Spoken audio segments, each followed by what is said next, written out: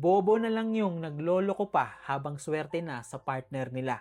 Kasi hindi lahat binibigyan ng matinong partner.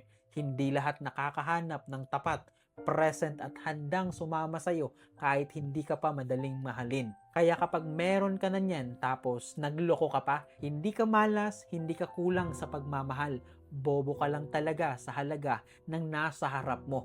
May tao ka nang dapat iniingatan pero pinili mo pa ring sumugal sa sandaling sarap na wala namang dalang dangal.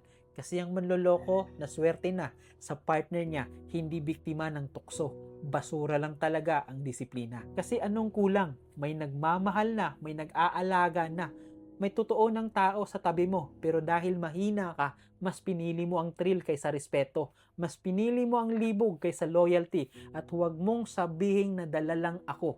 Hindi nadala, pinili mo yan. At eto ang masakit habang may mga taong nagdarasal na makatagpo ng partner na matino.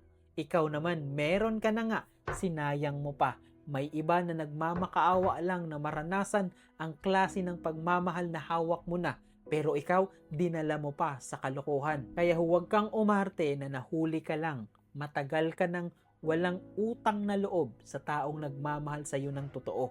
Kasi swerte ka na sa partner mo, nagloko ka pa. Kaya tandaan mo, hindi lahat ng may matinong partner deserve iyon.